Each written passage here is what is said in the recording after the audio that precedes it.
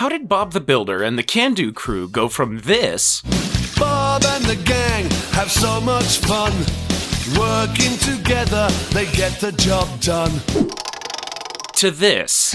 Bob the Builder, can we build it? Bob the Builder, yes we can! Today we're going to find out. That's right. In this episode, we're covering the entire story of Bob the Builder from start to finish. From the original claymation series all the way through the short-lived reboot. Let's get into it. For context, Bob the Builder is a British animated children's television series that aired from 1999 to 2011. The series focuses on the adventures of Bob, a construction worker, and his anthropomorphized construction vehicles. The show focuses on conflict resolution. As you probably know, Bob's signature catchphrase is, "Can we fix it?" And his friends reply, "Yes, we can." Just in case you aren't familiar with construction vehicles, let's break down a few of the characters, also known as the Can-Do crew.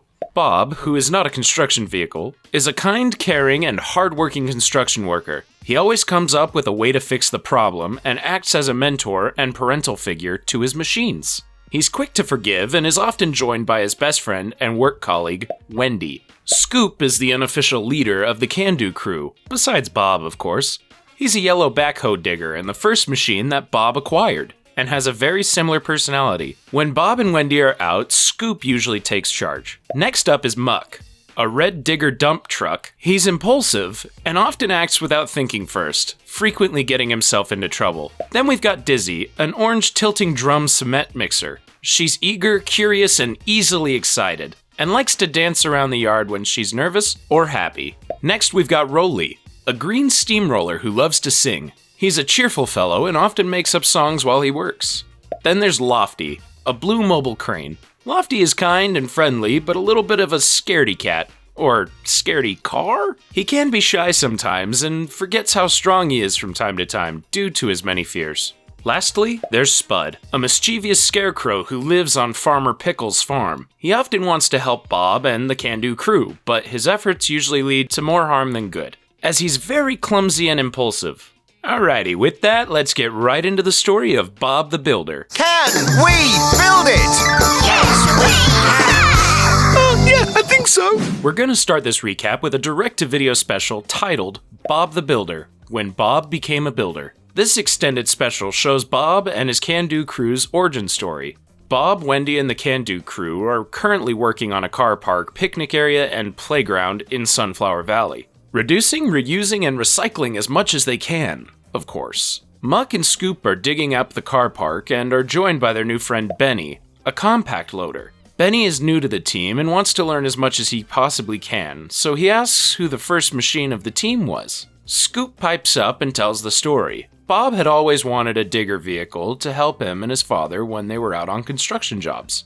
And one day, he met Scoop. And lean and yellow and keen, pick me! Wow, how could anyone choose? As a young machine, Scoop was excited and eager, connecting with Bob immediately. They've been two peas in a pod ever since. Later, while the gang is putting up fencing, Benny asks Bob how he got to be a builder. Bob says he liked helping out during summer holidays, starting his work with his dad at the age of 15. Not only was Bob's father a builder, but Bob's grandfather was a builder too. Bob met Wendy at the same time as well. She and her family were early citizens in Bobsville. They met shortly after Bob began working as a builder, and they've been best friends ever since. Bob wasn't the best builder at first, struggling to lay brick. Bob's father tells him that he just needs practice. Taking this to heart, Bob practices overnight, completing the yard wall all by himself. By the end of the summer, their house was built and Bob's dad gave him his very first toolbox. You want me to work with you all the time? I can't think of anyone better. I'm really proud of you, son. Can we build it? Yes, we can! And a business partnership was formed. Or dare I say, built. From that day on, Bob was known as Bob the Builder. Good thing that his dad goes by Robert, or things could get pretty confusing.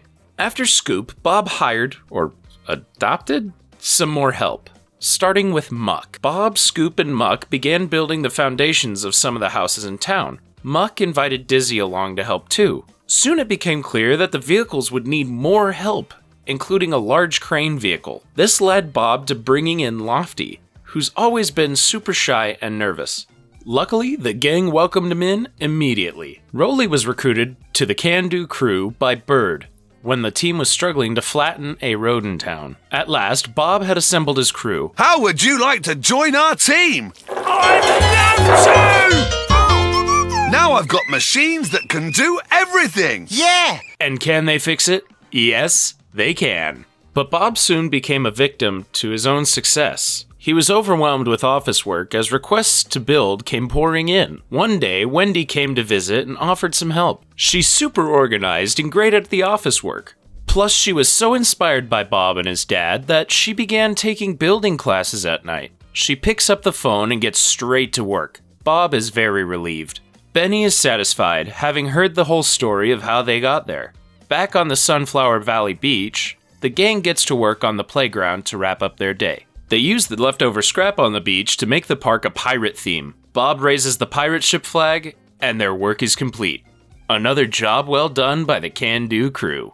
Season 1, Episode 9. The first episode we're covering is titled Travis and Scoop's Race Day. Scoop and Rolly are fixing a road while Spud and Travis are taking a nap. Farmer Pickles quickly comes over to tell Travis and Spud to get back to work, prompting laughter from Scoop and Rolly. Later, the four friends are teasing each other about their naps, and the conversation devolves into an argument about who's faster, Travis or Scoop. You know what this means. Race time. Bob and his friends build a track for the race. That day at noon, Travis and Scoop take their places. Ready, steady, go! With a race like this, who needs NASCAR? Scoop takes the lead, but Spud has set up obstacles to sabotage him. Scoop still crosses the finish line first. Spud is upset with Travis and drops the obstacles from his bag, exposing his cheating to everyone. While he tries to explain himself, Spud stumbles backward into a pond. Ha! That's what you get, bud. Or should I say, Spud. Season 1, Episode 11. Naughty Spud. Bob is building a shed for Travis. Spud, meanwhile, is unsuccessfully trying to pick apples from a tree, but they're too high for him to reach. And that doesn't stop Spud's efforts. While Bob is on the roof, Spud steals his ladder, trapping him up there. That darn scarecrow. Dizzy! Dizzy! Dizzy! That's why you can't have distractions on the construction site, Bob. Spud is able to climb the tree, gathering up a ton of apples and eating them all very, very, very quickly. Muck drives back into town for a new ladder, but he breaks the ladder in transit. Wendy and Scoop travel back to Bob, and he's able to get down in Scoop's shovel. Spud has a terrible stomachache from eating too many apples, and fesses up to his friends. Everyone pitches in to help finish with the shed, including Spud, and Travis is very grateful. The next episode is titled Scary Spud. Spud isn't feeling very confident in his scaring abilities, so he decides to start trying karate.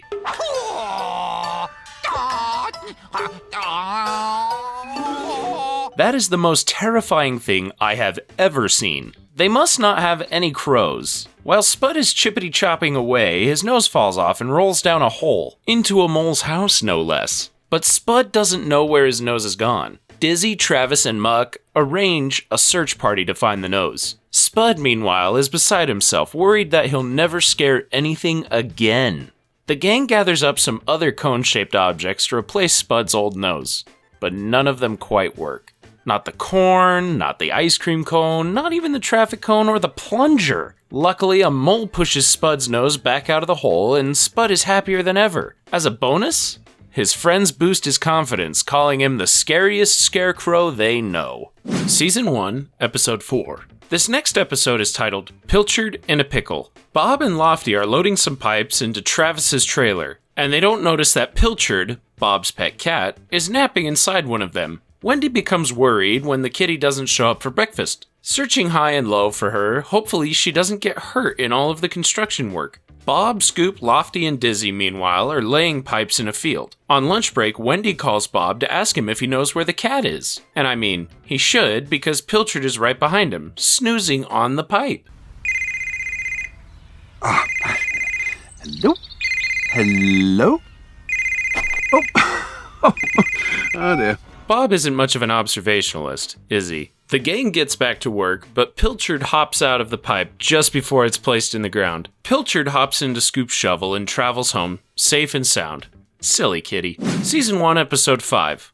Muck gets stuck. Muck is about to take the bricks to the inside of the tunnel, but he's scared of the dark. Bob turns on his generator, lighting the way for Muck. After being teased by Scoop, Muck transports the bricks, trying to get out of the tunnel as quickly as possible. Predictably, the generator goes out, trapping Bob and Muck in the dark. You're not telling me that Muck's afraid of the dark?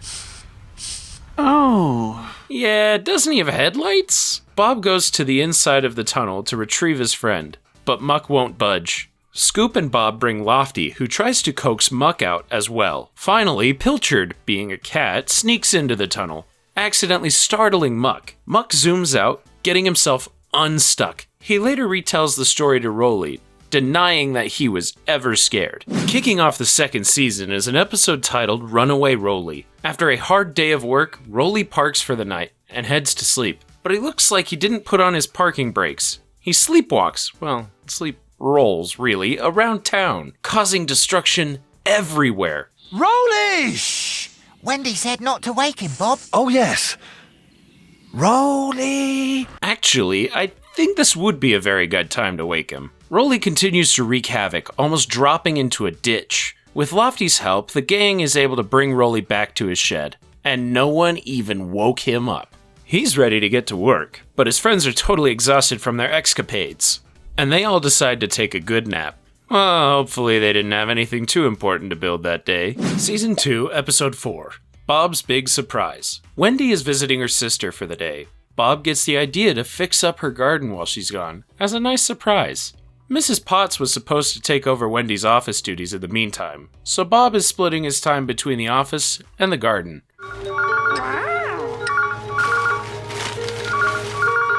Hello, this is Bob's building yard. Please leave a message after the beep. Pilchard's not too good a secretary. She doesn't even have thumbs to answer the phone. The gang gets some of the garden work done, and Bob returns to the office. He tries to catch up on messages and faxes, but the machines go haywire. After he leaves, Pilchard continues to be super annoyed by the interruptions to her nap time. Bob and the gang rapidly finish up their work just in time for Wendy's return. She's thrilled, and she's not too mad about the mess in the office. Phew! Our next episode is titled Spud the Spanner. Spud is having an existential crisis. He tells Travis that he's tired of being a scarecrow and wants a new job. While he's playing in the road, he nearly gets run over by Scoop. Scoop slams on his brakes, causing Bob's toolbox to fall out. Seeing the toolbox, Spud is inspired. He's gonna become a builder, just like Bob. Well, Travis, what do you think? It looks a bit wobbly to me, Spud. It's meant to look like that. Oh. Bit of a shoddy job, but he's new. Spud looks around town to find other things that need fixing. He runs into Lofty, and Spud convinces him to help with his work. Muck runs into Spud and Lofty, seeing him with Bob's toolbox. He rushes to tell Bob, and the gang goes to find Spud before he hurts himself. While trying to fix a roof, Spud accidentally creates a paraglider and ends up crashing onto a roof. Maybe he should be an inventor. Lofty returns Bob's toolbox and helps Lofty down. Spud decides to return to his life as an ordinary scarecrow. This next episode is titled Bob's White Christmas. And, you've guessed it, it's Christmas. Bob is planning on dressing up as Father Christmas, also known as Santa Claus, for the local school concert. It snows and they have fun playing, but Farmer Pickles gets snowed in, and he needs Bob's help getting out. Fortunately, the gang makes it to the concert in time. Muck and Dizzy even dress up as Sleigh and a reindeer. Ho, ho, ho, ho, ho! Happy Christmas! Can he gift it? Yes, he can.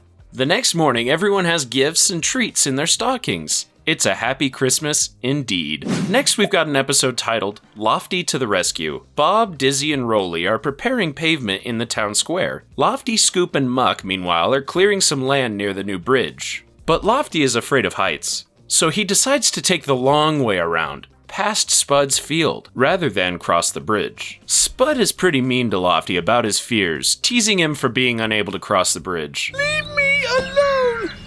All of you!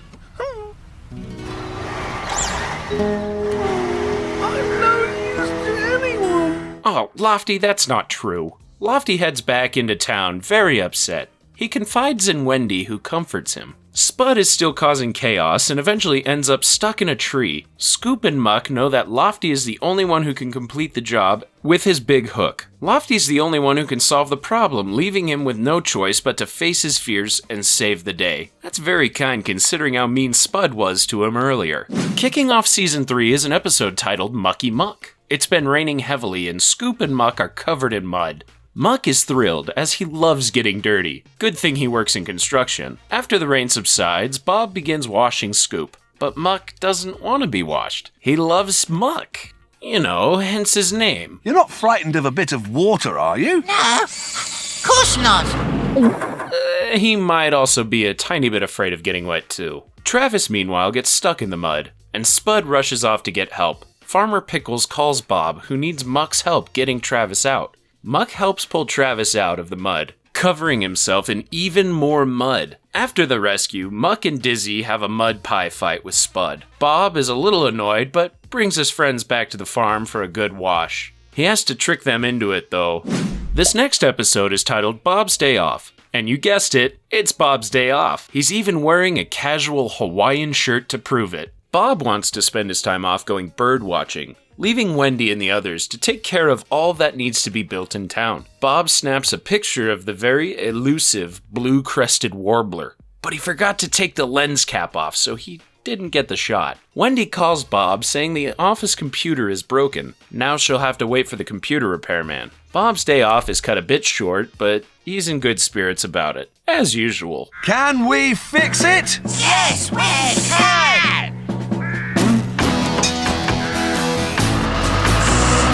Bob and the Can-Do crew finish up the wall, and Bob continues birdwatching. He's just about to get a great picture of the warbler resting on Spud when his phone rings. Wendy needs him for another job, urgently. Bob and the gang fix up the streetlight, but a pipe bursts downtown. His day off is delayed once more. Later, back in the yard, Bob expresses his disappointment, but just then, the blue-crested warbler lands on Lofty, and he finally snaps his picture. Season 3, Episode 7, Pilchard's Breakfast. Bob and Wendy are scheduled to build a conservatory for Mr. Beasley, but they forget to feed Pilchard her breakfast. Poor kitty. While the Can-Do crew gets to work, Pilchard is left to fend for herself. She tries to ask Lofty and Rolly for help, but they don't have opposable thumbs or a tin opener. Pilchard? Where are you going? I think she's going to look for Bob to tell him he's forgotten her breakfast. Oh, dear, but, she could get into trouble. Oh, she's tough. I'm sure she'll be fine. Pilchard wanders around town, hoping a different human will give her some food. She even tries to snack on some dog food, but gets herself barked at. Bob figures out what's going on and takes her back to the yard to give her some tuna. Lofty brings the can of food from earlier, and luckily, it has a ring tab. No tin opener required. Pilchard eats her breakfast, albeit a little late. The next episode is titled, Scoop Has Some Fun. Scoop is taking a break from work when Spud convinces him to help him play a few pranks on their friends. Travis and Muck are both pretty amused by their antics, but when Spud wants to play a trick on Lofty, Scoop isn't that interested, knowing that his friend Lofty is sensitive, especially to Spud's tricks. Oh, you're no fun. I'll have to go and find him myself. Or here's a pitch. You could just leave Lofty alone. Spud goes off to find Lofty by himself, jumping in front of him while he's on the road to Farmer Pickles' farm. But Spud spooks him so good that Lofty falls over on his side and can't get up. Spud rushes to get Bob and Scoop for help, and they're able to push him back right side up. Bob wants to teach Spud a lesson about not pulling pranks on people. Later, Travis and Spud return to the field, where there's a new scarecrow. Travis said Spud's been replaced, but Bob blows a raspberry, revealing himself to be the scarecrow. And everyone, including Spud, has a good laugh about the prank. Next up is an episode titled Muck's Sleepover. Bob and the Can-Do crew are working on a tunnel overnight. Muck has a job over at Farmer Pickles' farm and decides to stay over so he doesn't have to wake up super early in the morning. Relatable, my friend. Muck and Travis stay up a little late chit-chatting before Muck gets scared about how dark it is outside. Spud is up to no good. What was that? Did you hear that, Travis? Once Bob and the crew are finished with work, Pilchard hears an owl and chases after it. Spud, meanwhile, makes spooky ghost noises, prompting Muck to drive off in fear. Muck runs into Bob, and they decide to go look for Pilchard together. Soon she runs right back into Bob's arms. To help Muck sleep at the farm, Bob and the Can-Do crew set him up with some nightlights. Kicking off season 4 is an episode titled Rolly and the Rockstar. Bob and the Can-Do crew are putting in a garden pond for Lenny Lazenby, a rock star. Rolly is a huge fan, so he's super excited. When Bob, Dizzy, and Rolly arrive outside, they hear Lazenby practicing guitar for his next concert. Makes me want to dance! Me too, Dizzy! Rock and roll! After they finish building the pond, Lenny is thrilled. He even offers to jam out with Rolly later. Bob thinks he just means jam, like the stuff that goes on toast, prompting further teasing from Rolly. Wendy, who was working with Lofty and Muck to build a picnic area, rescued a few ducklings whose pond had dried up. The ducks are brought to Lenny's new pond, giving them a brand new home to live in. Lenny plays his latest single for everyone to celebrate. The single sounds suspiciously like the Bob the Builder theme song, however. Next up is an episode titled Scoop's Stegosaurus. Bob and Scoop are draining water from Farmer Pickle's field when they find some old bones in a ditch. The bones are too big to be a cow, so they contacted the museum in order to see if they're dinosaur bones. Mr. Ellis does some investigating and believes the bones to be from a Stegosaurus. Scoop is tasked with guarding the bones while Mr. Ellis and Bob are at the museum. Spud approaches Scoop up to his usual tricks. He wants to see the bones, but Scoop tells him no. In that field over there, they're much bigger than your bones. Really? Yeah, and I'm not allowed to let anyone see mine either. Well, Mr. Ellis won't mind if I just take a quick look. Scoop, you should know better. Spud runs off with some of the bones. Later, Mr. Ellis is disappointed to see that some of them are missing. Meanwhile, Spud has set up his own dinosaur exhibit. Bob and Scoop piece together what's happened and get the bones back from Spud. Mr. Ellis puts together the full Stegosaurus skeleton, and Scoop gets a dino toy as a reward. That lucky vehicle. Next, we've got an episode titled One Shot Wendy. Bob and the Can-Do crew are building a crazy golf course in town. When Wendy arrives at the construction site, she realizes that she has the instructions that she was supposed to leave with Bob. She calls Bob to offer to return them, but he declines. Instructions are only for people who don't know what they're doing. I'll be fine. Bye.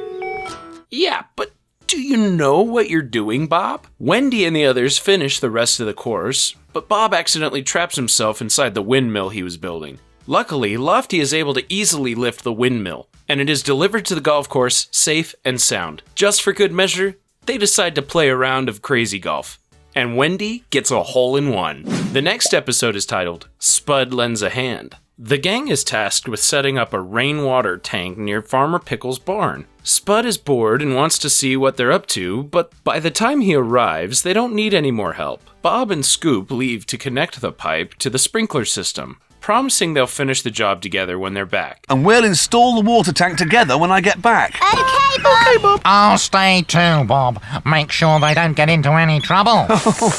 All right. Historically, that is not a good sign. Spud puts himself in charge and soon convinces Lofty to take the tank to the place without Bob's help. Predictably, things go wrong. As a result of Spud's bad decisions and Lofty's nerves, the tank is dropped, rolling down a hill and smashing into a wooden boat that Wendy made for her nephew. Bob heads back into town to fix the boat while Wendy finishes up the water tank. The boat is good as new, improved even, and it now has a motor. All's well that ends well. The next episode is titled Bob on the Run. Mrs. Percival is raising money for a new clubhouse, and Bob is helping raise money by participating in a run-a-thon. The rest of the Can-Do crew, meanwhile, decides to get their own sponsors to demolish the old pavilion. They even train for the event.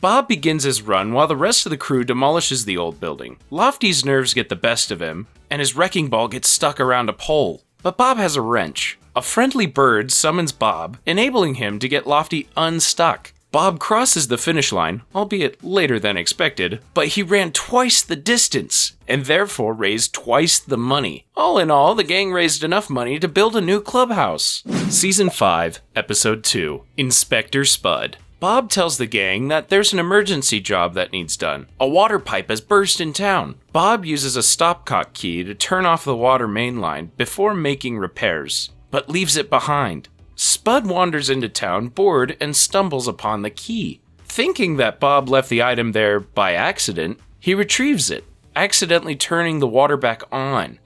Oh no! At least this time it was an accident. Spud apologizes to Wendy. Mr. Bentley returns home, leaving his clipboard behind. Spud decides to play with the clipboard instead of returning it, preventing Mr. Bentley from completing his inspection. Bob finishes his work, but Mr. Bentley can't sign off on it. Bob, Bentley, and Farmer Pickles finally track down Spud and retrieve the clipboard, after he gets himself trapped in some concrete. That's karma for ya. Next up is an episode titled Spud the Dragon. Mrs. Percival is preparing for the school play and has Spud deliver a spare ladder to her. But while Mrs. Percival is away, Spud has a little too much fun in the props department, dressing himself in a dragon costume that was left outside. Talk about a scarecrow. I'll get them back in time for the school play. Fair enough, Spud. Fair enough. Spud approaches Muck, telling him that he's a very real wish-granting dragon. Muck is totally convinced and closes his eyes while Spud grants a wish. While his eyes are closed, Spud draws whiskers and a cat nose on his face before running away. Muck has no idea that this has happened, believing he was really visited by a magical dragon. Next, Spud scares Lofty, who runs off to tell Wendy and Bob about the scary dragon. Wendy and Bob piece together that it's probably Spud causing trouble again. The chase is on, but the costume is destroyed. Luckily, Wendy is able to fix it in time for the play. And just for fun, she gives Spud a scare of his own. Maybe that will teach him not to scare his friends. This next episode is titled Bob's Auntie. Bob's Aunt Dora is coming to visit, and she's a real stickler for tidiness. Bob's in a panic because the yard is a total mess. Rolly, Lofty, and Muck offer to clean up the yard themselves so that he can get his suit cleaned. Unfortunately, they just make the matters way worse. What a mess! We're never going to clear it up!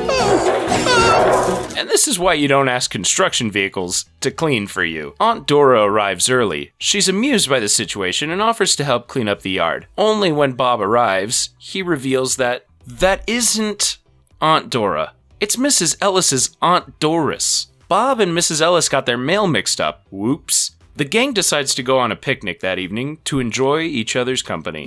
Next up is an episode titled Clumsy Rolly. Rolly gets a little overexcited singing a song before a job. He almost crushes Bob's toolbox. Now he's super worried that he's always clumsy and making him even more accident prone. You've just got to take a deep breath and watch where you're going, buddy. Later, at Mr. Beasley's place, he runs over a watering can, crushing it. Then he knocks a squirrel nest out of a tree. He's frustrated with himself for his clumsiness and later crushes Mr. Beasley's flowers. But luckily, Mr. Beasley can use the flowers just like that. Sorry, Mr. Beasley. It's all right, Rolly. You see, my hobby is pressing flowers. I put my most beautiful flowers in this scrapbook. Oh, well, that works out well then. Lucky Rolly. That evening, Rolly rolls over some cardboard boxes, flattening them for recycling. Season 6, Episode 1, Bob's Pizza. Wendy and the Can-Do crew are building a bicycle lane. Bob, meanwhile, is installing a new pizza oven at Mr. Sabatini's pizza shop. Bob accidentally makes the oven's conveyor belt too slow at first. After burning a pizza, Bob adjusts the belt, and soon it's ready to go. But Mr. Sabatini's delivery boy calls in sick. Bob offers to deliver the pizzas for him with Scoop's help.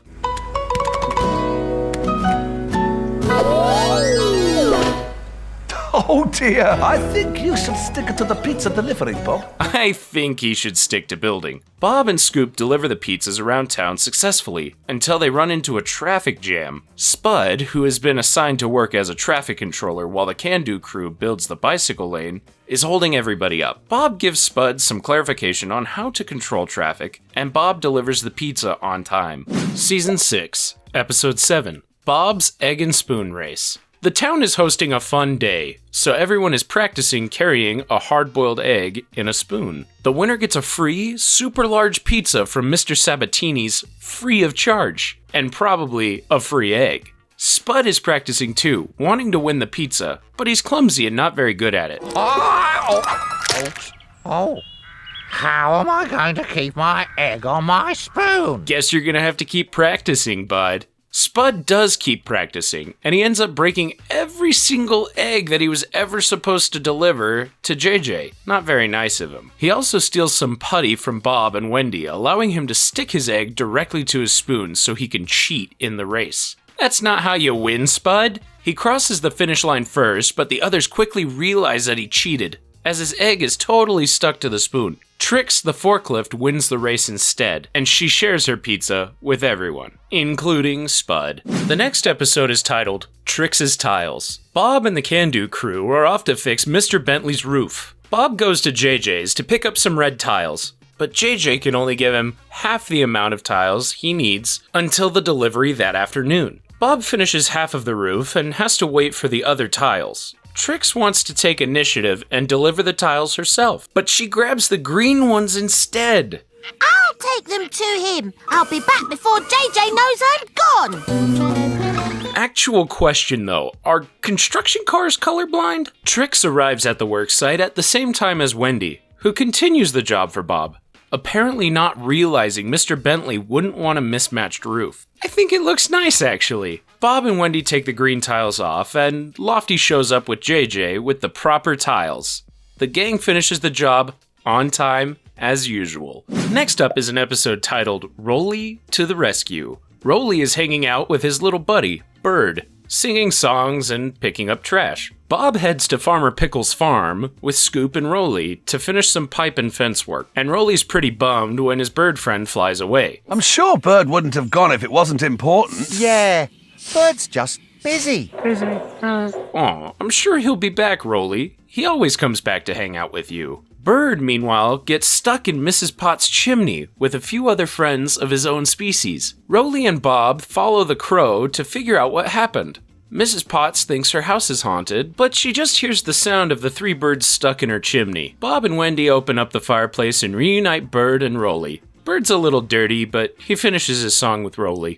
Next up, we've got an episode called Mr. Sabatini's Smashing Day. Bob and the Can-Do crew fix up a wall at Mr. Sabatini's pizza shop. Mr. Sabatini decides he wants to tile the wall as well. While Bob is picking up tile options from JJ, Mr. Sabatini gets a package delivered. It's a football. Turns out, Mr. Sabatini is a man of many talents. I show you my famous Sabatini special. You watch your good now.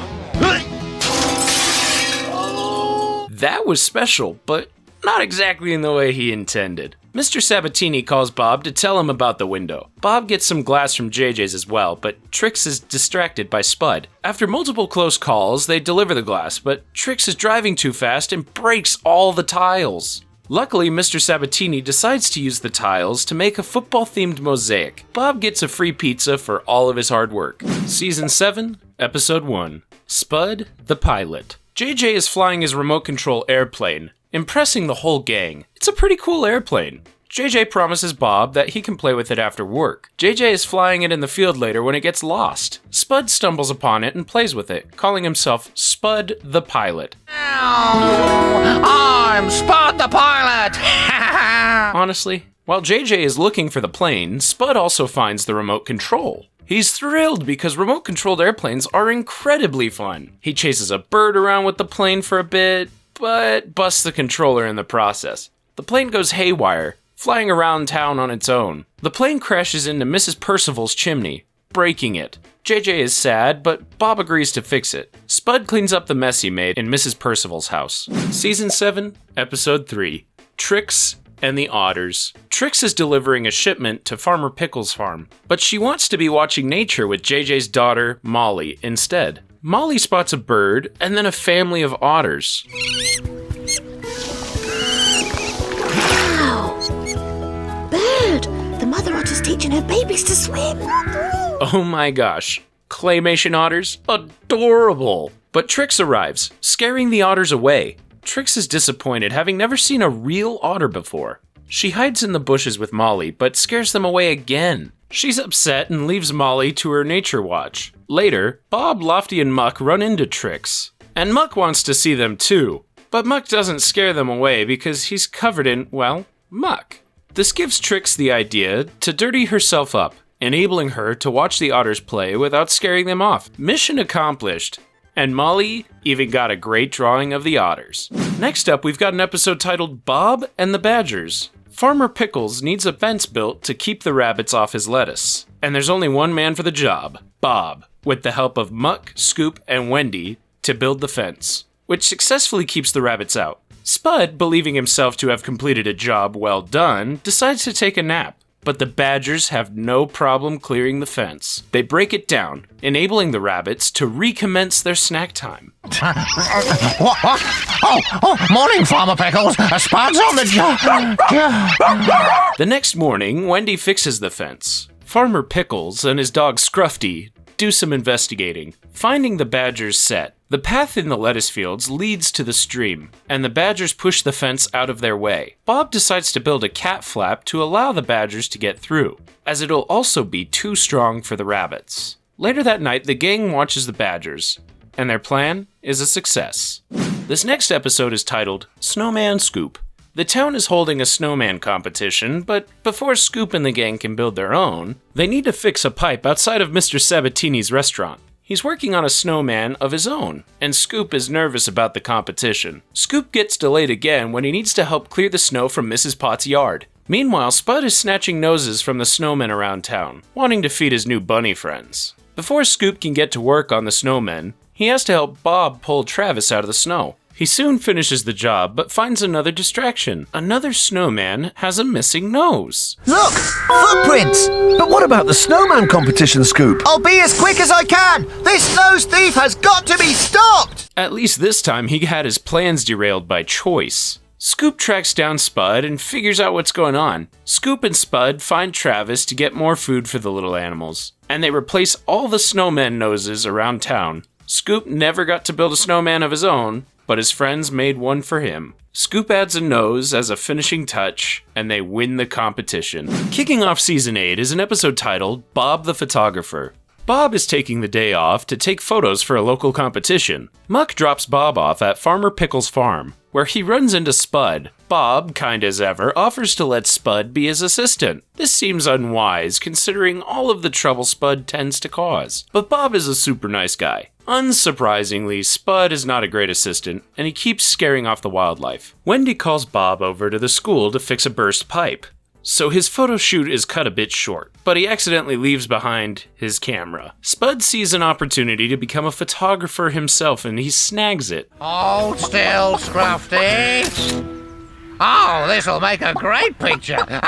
Okay, that is a pretty good picture. Molly and Spud head into town to get the pictures developed, while Bob and Wendy finish their work. That night, at the competition, Bob wins a trophy at the competition for his rabbit photo, and Spud wins a blue ribbon and his very own camera for his cute picture of Scruffy. This next episode is titled Racing Muck. Muck is picking up a shipment of tiles for Bob. Bob instructs him to be very careful, as these tiles are delicate. Spud advises Muck to take a shortcut through the field, breaking the tiles in the process. Does Spud ever give out any good advice? On his lunch break, some of Muck's friends teach him how to balance various objects. He gets back to work being very careful, but while they're digging, Bob finds some old parts buried underground. Bob calls Mr. Stevens, a local archaeologist, for help. What's an archaeology thing? An archaeologist is someone who finds out how people lived a long time ago, Muck. Mr. Stevens and Muck work together to investigate, finding an ancient race course. The gang digs up the site, rebuilding the course. Muck gets a special plaque to celebrate his hard work in finding the ancient racetrack, and he and his friends have a race to celebrate another job well done. Next is an episode titled Lofty's Jungle Fun. The Can-Do crew is building a crosswalk in town, while Molly is painting a jungle mural on the wall at the local school. Lofty and Skip are transporting some materials when they run into Molly. Lofty is enthralled by her amazing artwork, wanting to hear all about elephants. After the Can-Do crew finishes their work, Lofty returns to the school, where he finds some large, round footprints. The culprit is Spud, but Lofty and Spud believe the prints to be from an elephant. The elephant's coming! That would be pretty scary. Molly chases Spud around town, leaving a mess all over the roads, including on the brand new crosswalk. I always thought there was no elephant. Yeah, that's what I thought too. I did, yeah. Everyone has a good laugh about the incident, but Spud still has to clean up the mess he made. Oof. I bet that is going to take quite a while. The next episode is titled Ballroom Bob. Bob has been taking secret salsa dancing lessons with Mrs. Percival to prepare for the upcoming town dance. But he's not very good at it. He's pretty clumsy and keeps stepping on Mrs. Percival's feet. That's what practice is for, Bob. You weren't always a perfect builder either. Mrs. Percival encourages him, but his lessons are cut short when Mr. Bentley needs a job done. The dance is being moved to outside, and so is the entire dance floor. Looks like they've got some work to do. Bob and the Can-Do crew get to work on a big outdoor dance floor for the event that evening. The gang manages to get the job done quickly, but Bob doesn't finish in time for his last dance lesson. Mrs. Percival promises that he'll be fine. Bob asks Wendy to dance. Would you like to dance with me, Wendy? Oh, Bob, I'd love to. I mean, they're perfect for each other. Bob doesn't step on any toes, and the dance goes off without a hitch.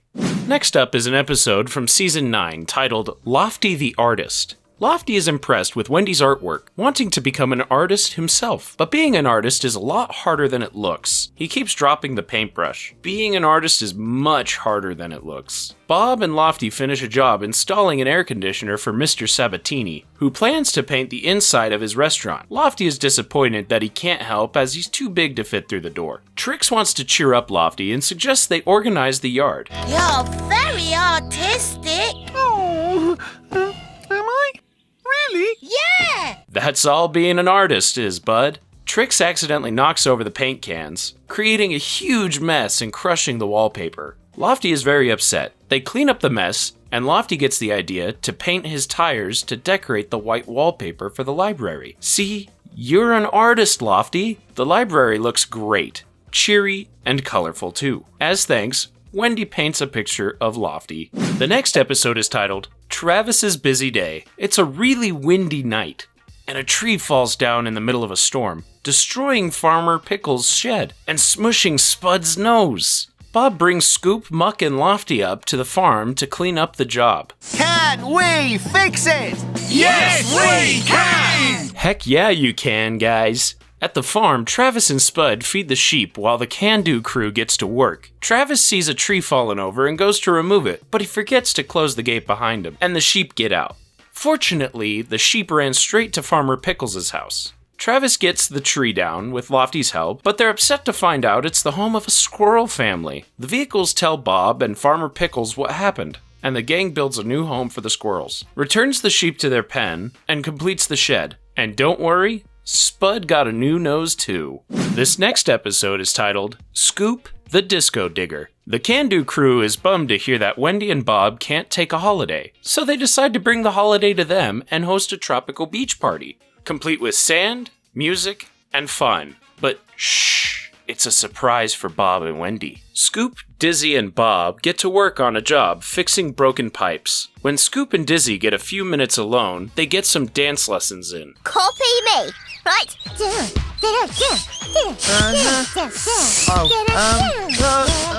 Sweet moves, you two. Scoop gets dizzy while dancing with Dizzy, and they're both late for work. Meanwhile, Dizzy, Muck, Lofty, and Rolly set up the beach party. Scoop gets back to work with Bob and Wendy, practicing his dance moves throughout. Bob, Wendy, and Scoop are surprised and thrilled by the beach party. Scoop shows off his disco dance moves, impressing the heck out of everyone. The whole gang dances and has a great time. To kick off Season 10, we've got an episode titled Bob's Big Plan. This was the first episode of the Project Build It series, which brought the crew to their new home in Sunflower Valley with lots of new friends. This episode is an extra special extended one, so buckle up for a long ride to Sunflower Valley. Mr. Adams, a local architect, shows Bob his new plans for a city outside of Sunflower Valley. The model has skyscrapers, nightclubs, restaurants, the works. Bob grew up in the area and he's feeling a little bittersweet about it. He doesn't think it should be a huge city at all. Rather, it should be natural and welcoming. Bob throws on some home videos to show his friends in the Can-Do crew what the valley is like now, filled with nature, sunflowers, and wildlife. What will happen to all the sunflowers when they build there, Bob? Nothing good, Rolly. Nothing Good. Bob has a dream about Sunflower Valley that night and decides to enter the competition to design the new city himself. The competition deadline is tomorrow, though, so Bob and his friends get straight to work on their own plans. Bird and Rolly give Bob the idea to build the city homes into the side of the hills so that they blend in with nature. The gang decides that the town should be environmentally friendly, encouraging everyone to reduce, reuse, and recycle. Bob runs into Mr. Bentley, who is driving an ATV named Scrambler. The winner of the competition will get the ATV to drive around Sunflower Valley. Mr. Bentley also tells Bob that he'll need to prepare a speech for the competition. Later that night, while the Can-Do crew is hard at work on the model, the power goes out. This gives the gang the idea to ensure that all of the electricity in Sunflower Valley is eco-friendly, powered by things like wind and water. Bob and the gang arrive just in time to officially enter the competition. He gives an impassioned speech about how the new town will be an energy-efficient place to work, live, and play. It'll also be a great place to Reduce, reuse, recycle! That's right! After some deliberation by the judges, Bob and the Can-Do crew win the competition. And now he gets to build the town. Might have got a little bit more than you bargained for, Bob. The next episode is called Bob's Fresh Start. The gang is heading to Sunflower Valley to build the new town, and they're all pretty nervous, albeit excited. Travis pulls in a trailer for Bob to live in while they work, and it looks like Spud is along for the journey too. Spud and Muck head into the forest to gather firewood, but Muck is afraid of the dark. Better move fast, you two. They're just about to return to the campsite, but Spud got them lost in the woods. Luckily, Muck finds his own tracks and follows them out of the woods. Very brave of him, especially considering that he's scared of the dark. And then it got dark, and we got lost, and we wandered around and around for ages, and I was really worried, but Muck wasn't, and then he found the way out. Looks like Spud was very scared too, though. Wait, isn't he supposed to be a scarecrow? Muck is kinda sheepish about his efforts, and the gang celebrates their first dinner at the campsite. Next up, we've got an episode called Scoop's Recruit. Bob, Lofty, Muck, and Rolly are working on building a new yard, a workshop, and an office. Meanwhile, Scoop is trying to recruit a new builder to replace Bob in Bobsville. Scoop heads to the library to search their phone book, but Bob is the only builder listed. Spud volunteers. Scoop turns him down, but gets an idea to call Bob's father, Robert, for advice. Turns out Robert is a builder as well. In fact, Bobsville is named after him, as he built most of the town. I suppose this makes our Bob, Bob the Builder II. Bob arrives in town that evening only to see his dad in the office, and his mom is there too. Thanks, Scoop. This is the best surprise ever. Glad to hear it was a good surprise contacting his entire family. The next episode we're covering is called Where's Robert? Wendy's caravan has arrived at the Sunflower Valley campsite, and she'll be arriving any minute. Bob is still in town, and his parents make him breakfast. That's so nice of them. Meanwhile, Scoop, Dizzy, Lofty, and Rolly are preparing the campsite for Bob and Wendy's arrival. They reduce, reuse, and recycle their way to perfecting the yard, flattening the area, and putting in a pathway. Wendy is held up too, as she's teaching Bob's mom how to use the fax machine. Bob and Muck were just about to leave when they realize they can't find Robert anywhere. What is he up to? Next is an episode titled Wendy's Welcome. Bob and Muck are still searching for Robert. Their delay is also holding up the work that Scoop, Lofty, Dizzy, and Rolly are trying to complete. Back at the yard, Bob and Muck find Robert. He was building a hen house so they can have eggs in Sunflower Valley. Bob, Robert, Pilchard, Muck, and Bob's mother head back to Sunflower Valley. When they arrive, the other machines are missing. They're getting a botany lesson from Farmer Pickles on sunflowers. Bob installs solar panels on the roof of Wendy's caravan, and Bob's mother plants flowers out front. Wendy arrives on Scrambler, the ATV. Scrambler is a new and excitable little fellow. Surprise! Is that for me? Yes! She's thrilled with her surprise. Looks like another job well done. Starting off season 11 is an episode titled Scrambler in the Doghouse. Farmer Pickles asks Bob if he can build a new doghouse for Scruffy. In the meantime, Scrambler and Spud are playing with the pup, doing fun off-roading tricks. Or wicked tricks, as Scrambler would say. They explore the surrounding area, eventually deciding to build a ramp for Scrambler to run down. Except they decide to use the materials set aside for Scruffy's doghouse. We can use the materials for Scruffy's kennel, yeah? That's a great idea. idea. Personally, I don't think that's a great idea. Scrambler tries to jump the ramp, but he breaks them in the process. Uh-oh. Scrambler fesses up to Bob, but he gets the idea to build a kennel in the way similar to a beaver dam out of various parts. Scruffy and Scrambler decide they're equally good at off-roading, settling that debate once and for all. This next episode is titled Scrambler and the Colorful Cave. Keeping in line with their all-natural building theme, the Can-Do crew is building a house in a cave for a soon-to-be local caveman expert named Sandy Beach. Bob installs the floor while Scrambler looks for something colorful to brighten up the cave. Scrambler returns with a pretty rug from Wendy. Unfortunately, Sandy doesn't care for the rug, sending Scrambler all the way back to Wendy. When Scrambler comes back to the cave, he accidentally drives into the wrong one and finds some scary-looking cave paintings. This gives Scrambler an idea. Hello! What do you reckon, Mr. B? Now you've got your very own cave paintings! Dragons are pretty cool, but do you know what's cooler than dragons? Friendship. Sandy is thrilled. This next episode is titled Spud's Bumper Harvest. Farmer Pickles asks Bob for his help with the sunflower harvest. First, he'll need a silo to store all of the sunflowers. The gang gets to work while Spud scares away some crows, and then he cuts all of the sunflowers from their stems. Spud wants to keep the sunflowers safe and stores the flowers in Bob's house. Bob just got done spring cleaning that morning, so that was kinda rude. To make matters worse, the crows fly into Bob's mobile home through the roof, and Spud locks himself out. You think this guy would learn to follow instructions at some point. Both Farmer Pickles and Bob are pretty upset with Spud, but they forgive him. Soon they're able to finish the silo and safely store the sunflowers. Next up is an episode titled Scoop Knows It All. Farmer Pickles is just about ready to open his sunflower oil business. But first, he'll need Bob to build a depot for all of his bottles of oil. Sumsy, the forklift, will be helping. Scoop decides to show her around while Bob and the others get to building the depot. Sumsy's a little overeager, even outrunning Scoop. Eventually, she tries to hide from Scoop as she wants to get to work. Scoop chases her down, frustrated, eventually stopping her in the middle of the road.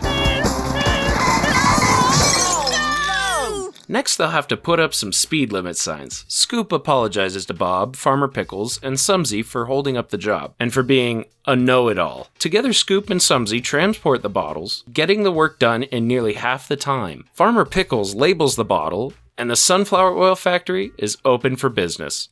Next is an episode titled Lofty the Star. Farmer Pickles is having some guests in town. The Pickers. Mickey, Vicky, and Little Ricky are going to help Farmer Pickles pick sunflowers. But before they can stay over, Bob and the Can-Do crew will need to build them a bunkhouse. They're also great singers, and have been teaching Lofty songs all morning. The Pickers are hosting a sing-along at the campfire that evening and invite Lofty to be the star, but he's really nervous. Dizzy encourages him to practice with her to help him calm down, but he keeps getting pulled away by his work on the log cabin bunkhouse. Lofty doesn't get to practice at all before the sing-along and wants to back out, but the Pickers assure him that he won't be singing alone. Rather, they'll be singing about him.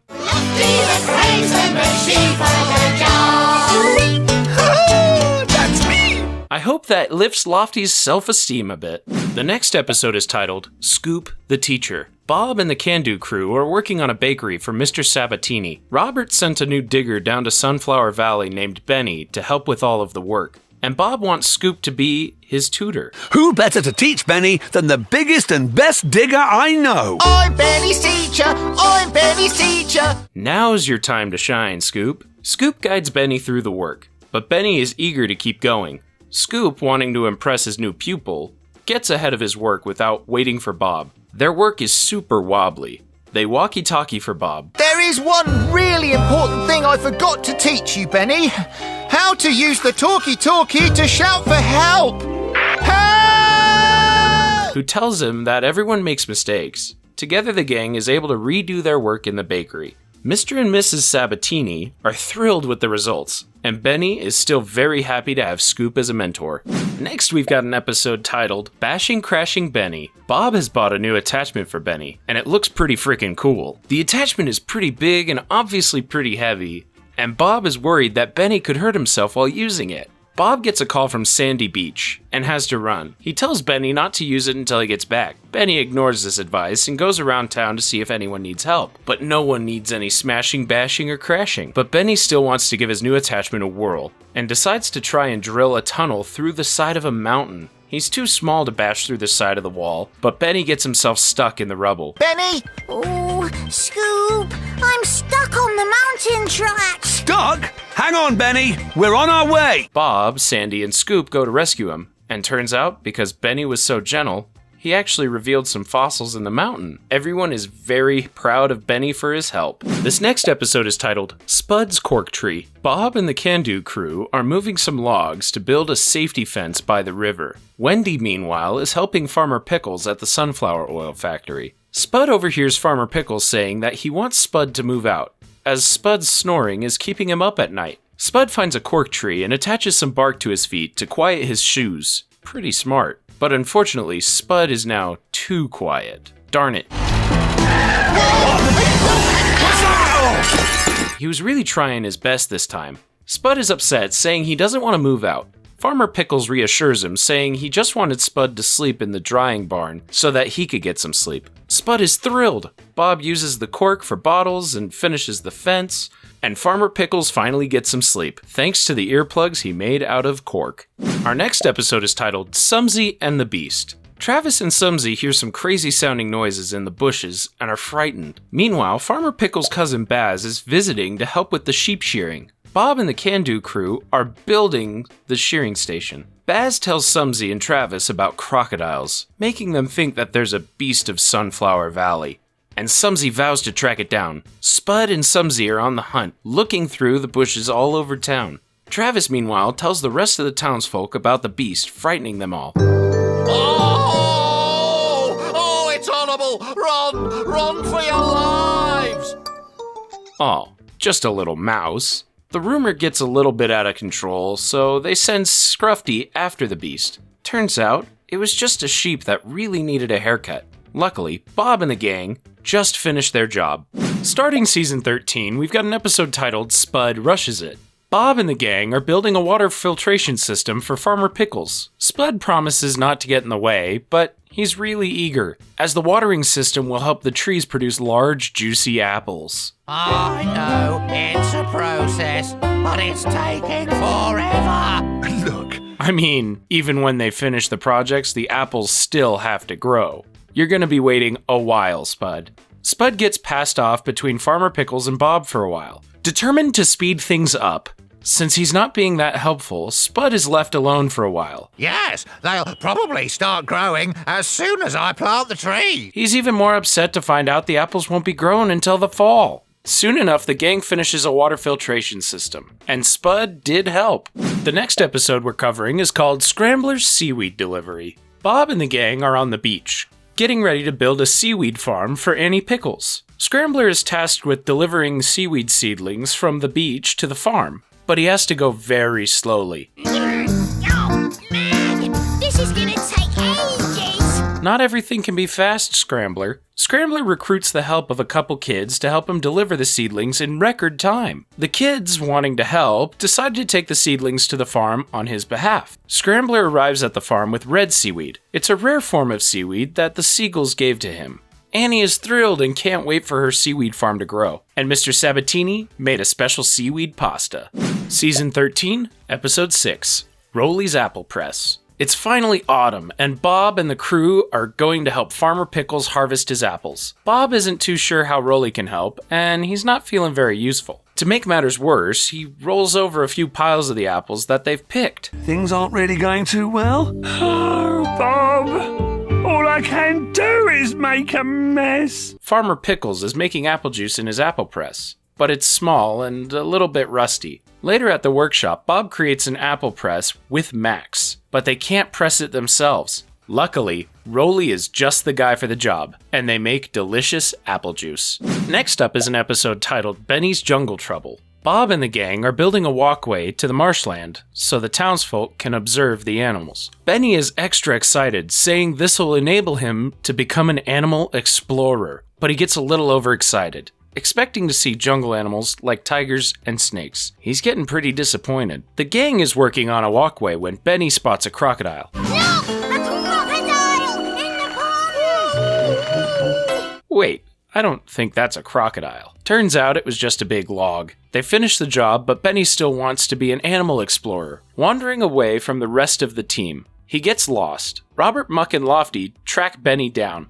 Robert tells Benny that it's not an actual jungle, but shows him all sorts of cool wildlife. He even befriends a duck. The walkway is finished, and the team dubs Benny a great animal explorer. The first episode of Season 14 is titled Mr. Bentley's Big Parade. Mr. Bentley is organizing a special parade to announce Sunflower Valley's first mayor. The deputy mayor of Bobsville has arrived, and he has a special golden envelope with the name of the new mayor inside. He also has a cute little dog named Timmikins. Bob and the gang are tasked with creating a big stage for the event. As usual, Spud does something he's not supposed to and reads the envelope, thinking that Bob will be the mayor. Mr. Bentley chases him down, wanting to know if he's mayor or not. Spud confides in Timmikins and Scruffy. Then, Mr. Bentley chases them down as well. In the commotion, the gang ends up taking down parts of the stage that was just built. The gang fixes it up in time. That evening, the golden envelope is opened, and the mayor is announced to the town. I am proud to announce that your new mayor is Bernard Bentley. Oh my word. Mr. Bentley is honored and receives a chain of golden sunflowers. Season 14, Episode 3, Packer's Big Delivery. Bob and the gang are building a general store for the town of Sunflower Valley. Packer, the delivery truck, is tasked with collecting everything that'll be sold at the store, including apple juice, sunflower oil, seaweed, pineapples, and goat's milk. Scrambler offers to go up the mountain for the milk, seeing as he's an off-road vehicle, but Packer is determined to complete the job for himself. Packer meets up with Meg McDonald, the goat farmer, way up in the mountains. He collects the delivery and begins his descent. Everything now. Mrs. Bentley will be really pleased.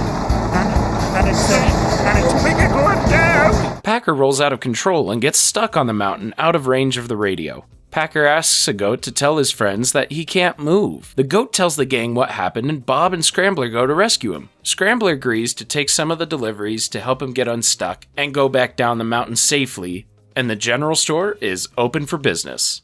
Our next episode is titled Muck's Moo-tastic Dairy. Bob and the gang are building a new dairy for Meg McDonald. Muck is tasked with looking after the cows in the meantime. Mr. Beasley talks to Muck, distracting him, but while his back is turned, Buttercup, the cow, wanders off. Buttercup snacks on Mayor Beasley's salad, but Muck brings her back into the field. But then the 4 other cows are gone. While Muck talks to the pickers, Buttercup leaves again. This job is harder than it looks. Muck finds the cows, who are just causing havoc. Oh no! What a nightmare! Muck realizes that the cows are following the sound of the bagpipes that Piper MacDonald is playing. And together they gather the cows back to the field. Muck explains the situation to Bob, and with the help of the townsfolk, they're able to build the dairy on time. Next is an episode titled Bob's Beach Hut. Bob and the gang are building some beach huts for the townsfolk. One of the huts is a surprise for Bob's mom and dad. Scrambler is sent to pick them up. Bob calls Scrambler, telling him he needs more time to install his parents. Scrambler shows them some of his new off-roading moves, but ends up wandering off. Farmer Pickles and Travis drive by, offering to drive them to Mr. Beasley's, which is what they wanted to do. Scrambler gets a call from Bob saying that they're almost done with the beach hut, but now Scrambler can't find Bob's parents. Where are you? Oh no! I've lost Bob's mum and dad. How am I going to get them to the surprise now? Uh-oh. Scrambler remembers that Bob's parents wanted to go to Mr. Beasley's and finds them there. The trio head to the beach and they're thrilled. Wendy takes a picture of the whole gang so they can remember their fun beach day. Kicking off season 15 is an episode titled The House That Lofty Built. Bob is planning on building a seaside town at Bobland Bay. First, he plans to move his mobile home down to the beach to serve as an office. Lofty is worried that Bob won't have anywhere to sleep. He meets up with Benny, and together the two make a house for Bob by adding walls to their own shelter. They even paint the walls, which is lovely, but a house is much more than that. Benny agrees to make furniture. The results are interesting, to say the least. I like that, chair. Oh, it's not a chair. It's a table. Because that would not be a comfortable chair. Lofty upgrades the shelter, and the gang works together to put the furniture inside. Bob arrives back at the shelter. Embarrassed, Lofty drives off. Bob tells Lofty to not be embarrassed, and the gang puts him up in Scoop Scoop for the night. The next episode is titled Bob's Big Idea. Today, the gang is going to build Bob's new house in Sunflower Valley. But Bob is overwhelmed by all of the options he has. Luckily, the rest of the gang has loads of ideas for him. It's gonna be the best house ever. Yeah! Bob doesn't seem too sure. Bob loves the house, now it just needs a roof. But Bob can't decide on that either. His friends help him with other ideas, and soon, each of his friends have contributed to some area of Bob's new house. Bob drives around with Scrambler to see if he can come up with an idea of his own. He finally gets an idea to build a tower at the top of his house, so he can see all of Sunflower Valley from up there. Next up is an episode titled Lofty's Comet. A comet is due to pass through Sunflower Valley. Bob and his dad want to build an observatory with a big telescope so the entire town can see it. So the gang gets to work. To make sure everyone can see it, they're building a special screen as well. What if everyone else can see, but not me? Lofty gets the idea to view the comet from the very top of the mountain. He sings a song about the comet on the drive up, but he left the screen in the yard. Robert and Bob fetch Lofty and bring him back to the observatory. Comet, comet in the sky, you are very, very high. Lofty sings his song for everyone and gets a great view of the comet. This next episode is titled Go, Mr. Bentley, Go. Bob and the gang are working on an exercise park for Bobland Bay to help the residents stay fit and healthy. They're building stretching and running machines and even a rest zone. Scrambler volunteers to be Mr. Bentley's personal trainer, and he doesn't mess around. Exercising all the way. From Sunflower Valley to Bobland Bay. From Sunflower. Easy for you to say, Scrambler. You have wheels. Scrambler pushes Mr. Bentley very hard, but he looks like he needs some rest. Mr. Bentley sends Scrambler off to look for the biggest hill before hiding under a tree for a nap. Scrambler hears about the importance of rest from the others and decides to give his trainee a break. Next, Scrambler trains Bob and a couple of kids. At the end of the day, Scrambler is exhausted and needs some rest of his own. Starting season 16 is an episode titled Radio Bob. Bob and the others are working on creating a radio station, and Mr. Bentley needs ideas for broadcast shows. Rolly works with a few others to write a jingle for the station. Flex, a cherry picker, spends all day trying to come up with ideas, but can't think of anything. Dodger, a pickup truck, decides to tell jokes for his show. Flex goes around town to ask his neighbors for help coming up with ideas. I think it's a rare species, the Peruvian spiny. The Peruvian spiny! Don't worry though, it's not very interesting. Aw, Flex. Your friends will be interested if you're interested. Muck and Scoop are going to do a storytime hour, but Flex still can't come up with anything. The gang needs to help finish the tower, and Wendy suggests that he does a show about extensive plant knowledge. His show is a hit. Everyone's shows are big hits. Another job well done. This next episode is titled Spud the DJ. Mike Turntable, the DJ of the new radio station, is taking some time off to get himself a new microphone. Spud volunteers to DJ while he's away, and Mike agrees to let him, telling him that when he tells radio stories, bigger is better. Spud quickly begins exaggerating his stories, disappointing some of the townsfolk. What can I tell everyone about next? Now, let me see. Uh-oh, I know where this is going. Bob and the others are working on new houses and hear Spud's report about the huge storm coming in. They stop their efforts and evacuate. Scoop and Bob go to the radio tower to rescue Spud. Spud says that he was just telling stories for the radio, and Bob is upset that he sent everyone into a panic. Spud and Bob decide to redirect the traffic using the radio, and he tells them that the storm is nothing to worry about. Mike Turntable comes back to the station, and Spud agrees to stick to being a scarecrow. For now, at least. The next episode is titled, Sumsy's Special Building. Mr. Bentley needs a proper office, so he stops filling Mrs. Bentley's greenhouse with paperwork. Bob and the gang offer to build the office out of recycled materials, like cans and tires. He's not sure about it at first, but Mr. Bentley agrees. Sumsy and Spud drive around the valley looking for other unusual materials. Sumsy brings some bricks, but Bob says he doesn't need them. Next, Sumsy and Spud pick up some greenhouse glass.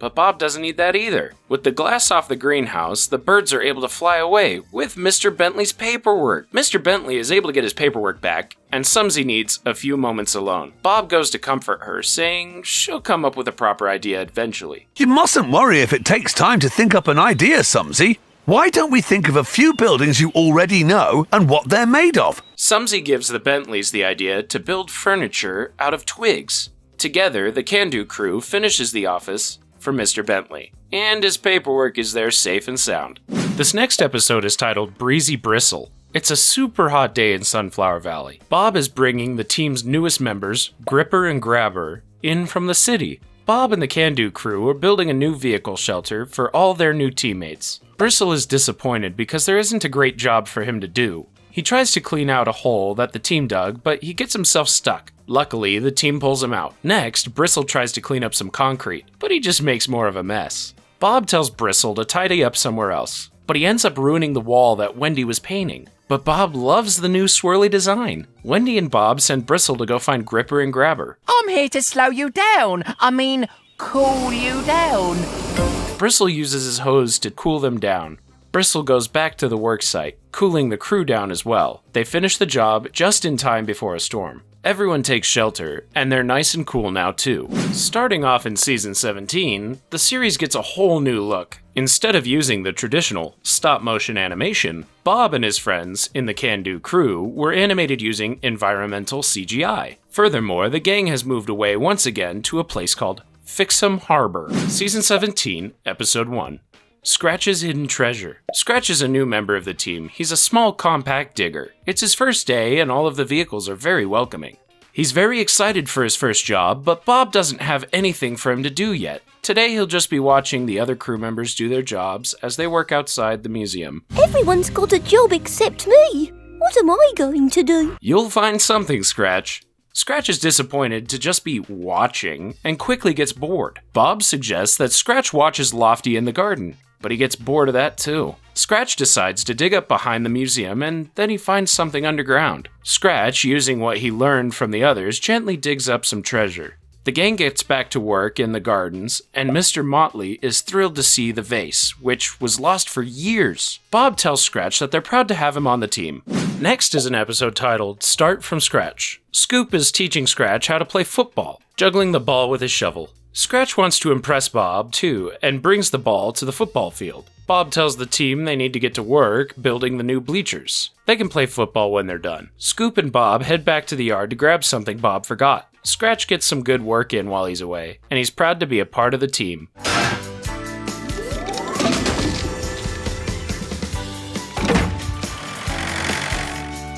You're a natural, Scratch. The rest of the team is impressed with the work, but Scratch is more worried about impressing Bob with his football skills. While he's practicing, Scratch accidentally knocks over the bleachers, messing up the whole job. The team is driving around the field in a panic, but Scratch gets them back on track. He's a natural leader, too. By the time Bob gets back, they just need to finish the roof, and Bob is very impressed with Scratch. The whole gang plays football to celebrate their hard work. Our next episode is titled Lofty's Helpful Day. Bob and Wendy tell the crew that they have a very busy day ahead of them. Between work on the toy shop and Mr. Bentley's roof, Lofty wants to be helpful and ends up saying yes to way too many jobs around town. I can help you. Oh, thank you, Lofty. You gotta get a planner, buddy. Even with all of those jobs, Lofty says yes to even more tasks and quickly gets overwhelmed. He drives all over town to help everyone, but things start to fall through the cracks. Scoop and Bob call Lofty, saying they'll need his help immediately with the staircase at the toy shop. He drives over, but he doesn't bring the right materials. Instead, he brings the apples he was supposed to deliver. He's trying to do too much all at once. Lofty asks his friends for help with all of his jobs, and everything gets completed. Lofty helps out Scruffy, who got stuck at the top of the flat just above the toy shop. Whew. Next up is an episode titled Muck's Beach Tower. Bob and the Can-Do crew are headed to the beach to build a lifeguard tower for Brad, the new lifeguard. Muck, Scratch, Dizzy, and Rolly head to the shore to build a sandcastle. Muck gets pulled aside by Bob for some work, but he wants to build a sandcastle. Muck decides to try to do both tasks at the same time. Muck can't find the rocks he set aside for the sandcastle and pulls a few of them from the lifeguard tower. Lofty thinks that's a bad idea, but Muck ignores him. The lifeguard tower is complete, and Brad climbs it to put his shade in place. Dudes, it seems a bit wobbly. Shoulda listened to Lofty, Muck. Lofty, Scoop, and Muck help Brad get to safety. Muck retrieves the rocks from his sandcastle to build the ramp, allowing Lofty to lower him to safety. The lifeguard tower is fixed, and the beach is ready for swimmers. Starting off season 18 is an episode titled Wizzy Dizzy. Bob and the Can-Do crew are building a new workshop for Bob. Dizzy is feeling insecure about how helpful she's able to be. She rushes around the yard, knocking over some cans of paint in the process. Now, Dizzy is determined not just to be helpful, but to be helpful and fast. This line of thinking gets her quickly into trouble. She pours concrete into a box of Bob's Grandpa Billy's tools and recycles a special frame. Will you recycle this, please? No problem, mate. We'll put it with that lot. Bob is upset, but forgives her. Dizzy goes back to the recycling center and retrieves the frame for Bob. She gets the idea to turn the concrete-laden tools into a new sign for the workshop. All's well that ends well. Next up is an episode titled Travis's New Garage. Bob and the gang are planning on surprising Travis with a brand new garage. Rolly, meanwhile, has dubbed himself the team's official lost property officer. Rolly looks around town for different lost items, but can't find anything that's lost. Soon he starts making jobs for himself, misplacing items like Wendy's saw. It wasn't lost, Rolly. I put the saw there on purpose. Oh! Silly, Rolly, you should have asked first. Rolly and Wendy go to retrieve the saw while the others finish up the job. Rolly chases a mouse, ending up getting himself lost. Scoop and Bob go looking for him and bring him back to the worksite. Bob looks for Travis's list so they can finish his garage, but the list is missing. Luckily, Lost Property Officer Rolly finds the list at the bottom of Bob's shoe, and he finds Travis's favorite cowbell. Travis is thrilled with the surprise. The next episode we're covering is titled Stage Struck Dizzy. Spud sneaks up on Dizzy trying to scare her, but she just ends up laughing. Spud is going to be in the play that night and is practicing his role as a scary giant. The Can-Do crew brings some materials to the theater set to get some work done before the production. Dizzy is disappointed that she isn't in the play, but Spud offers to rehearse with her. Fee, fi, fo, fum! Nice one, Dizzy! You're better at it than Spud! Aw, no need to be mean, Rolly. Even if you are right. The gang continues with their work, but Spud gets trapped inside of a shed. Eventually he's found with the missing sets. The show must go on, and Dizzy even gets a small role. On stage, she encourages Spud to say his line, "A star is born." Next is an episode titled Rolly's Weather Wrap. Bob and the gang are building a weather station for Brad Rad, so he can report the weather. Brad wanted to have a rap for his weather program, but he can't complete it because of his surfing lesson. Rolly is disappointed, but gets back to work. While the gang is building, Wendy shares a few rhymes about the weather, giving Rolly an idea to write a rap. Brad's going to call out the weather, so what if I do it with him as a weather rap? Way to think outside of the box, Rolly. Rolly works on his rap as they build, but as more tools are added, he keeps needing to change his rap. Rolly's rap says it was going to be a perfect day to surf, but a storm is incoming. While Brad and the others are out to sea, Rolly calls them back to shore. The next day, the gang finishes the weather station. Do you want to tell everyone, Rolly? Okay, Brad, but I won't rap it. He loves rapping, but not as much as he loves his friends being safe. And that wraps up the original Bob the Builder television series. But that's not the last we'll see of Bob and the Can-Do crew. They'll just look a little bit different next time. Boots check, tool belt check, hard hat check. Bob the Builder, can we build it? Bob the Builder, yes we can! Oh wow. Okay, maybe a lot a bit different. After Mattel's buyout of the Hit Entertainment in 2012, the original Bob the Builder series was put on hiatus. In 2014, a reboot series was announced, and a lot of changes were made, including a continuity reset, new characters, a new main setting, and a very different animation style. The internet didn't like Bob's new look much either. Bob's new look had the character looking younger, taller, and slimmer than ever before. And a lot of fans hated the drastic new changes of the look. Plus, the new Bob doesn't really look old enough to be building skyscrapers, does he? Look how they massacred my boy. That was certainly how the internet felt about the redesign. There were 3 seasons of the Bob the Builder reboot, so let's dive right in. The first episode of the reboot is titled Sky High Scoop. The team is building an elevator for the skyscraper. Scoop wants to ride the elevator, but Wendy tells him he's far too big. Mr. Bentley and Mayor Madison arrive to take a picture. but they're too early. Wendy suggests they come back later that day, so the team gets to work. Oh, I wish I could see the view from the top. Lofty, Scoop, and Muck load up Tiny's cage with supplies for Bob, Wendy, and Leo. Scoop is still jealous, wanting to see all of Spring City. The others tell him that it's a bad idea, but he rides the lift anyway, and when he's halfway up, he panics, shifting the cage back and forth before getting stuck in the building. Bob heads up the building to guide Scoop to the lift and head back to the ground. Fortunately, they still have time to finish their elevator job. My hair is done, and I'm ready for my photo at the top of the skyscraper. You'll have to wear one of these if you're going to the top of the skyscraper. And Mayor Madison gets her picture. Thank goodness. Next up is an episode titled Cats and Dogs. Bob takes Pilchard to the vet for a checkup, but while the vet's assistant isn't paying attention, a dog named Cooper chases Pilchard around, causing a ruckus. Bob suggests building separate waiting rooms for cats and dogs, ideally before the mayor shows up for her cat. We have to get this job done today. That is not a lot of time. Well said, Lofty, who by the way has a wildly different personality than the original show. Bob and the gang get to work while Leo watches the pets. Separately, of course, because otherwise they'd fight like cats and dogs. Because they are, in fact, cats and dogs. But Pilchard gets away from Leo at the same time. Wendy watches Cooper, and predictably, the dog chases the cat. Pilchard jumps on top of Muck while Leo plays fetch with Cooper, and the team is finally able to get the job done. The mayor shows up for her cat's appointment, and even gets another picture. Her cat still gets chased by Cooper, though.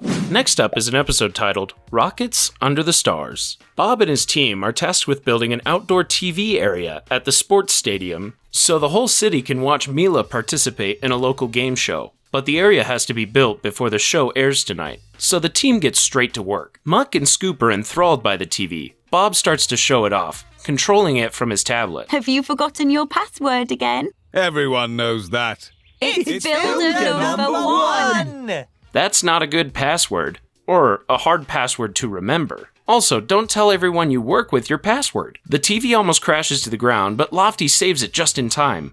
The frame broke because Lofty wasn't around to help Leo build it. Fortunately, there's enough time to rebuild, and the whole gang is able to watch Mila on TV, and she wins a trophy for Spring City. Next up is an episode titled Dino Park. Bob and his team are set to work on a new attraction for Dinosaur Park. This job is really important for Mayor Madison, who wants a better attraction than the nearby city of Riverdale. Just one problem. Muck is terrified of dinosaurs. He keeps getting scared, so Leo suggests to give him a roar to help him overcome his fear.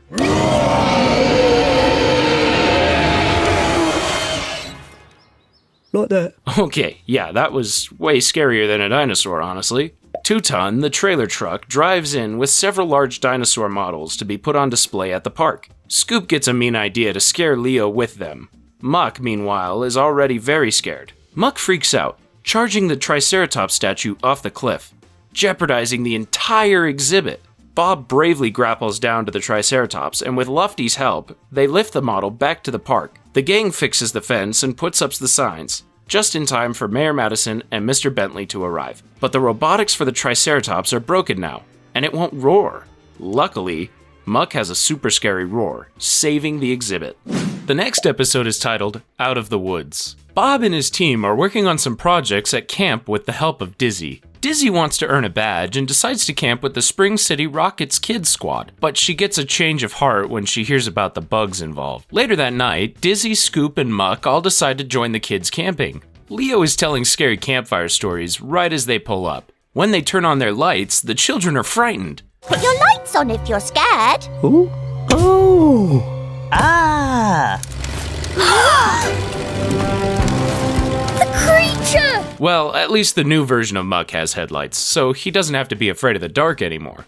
But Leo and the kids don't realize that the lights are just their friends. Dizzy, Muck, and Scoop are frightened by all of the screaming and drive around terrified. Dizzy gets stuck and is left behind. Luckily, she finds a hedgehog to keep her company. The gang has to get up extra early to finish the job, and Dizzy gets a special badge for taking such good care of the hedgehog. That night, Bob stays with the Spring City Rockets, just to make sure they aren't too scared. The next episode we're covering is titled Muck and the Elephant. The Spring City Rockets are visiting the construction yard. Bob and his team are working on a fountain with an elephant statue in the center. The team gets straight to work, and Muck is tasked with transporting the elephant statue to the fountain. But Muck immediately runs into a wall, scuffing the statue and getting more and more nervous about the transit. Muck takes a long drive, trying to hype himself up to tell Bob what happened. On his journey, he sees a family. Startled, he backs into a tree, damaging the elephant further. Muck eventually drives to the lot, nervous about being late, so he goes a little too fast.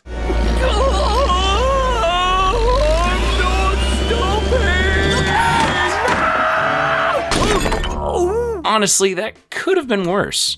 Muck and Wendy take the statue back to the construction yard to repaint the elephant while the others fix the wall. The fountain is complete. Another job well done in the books.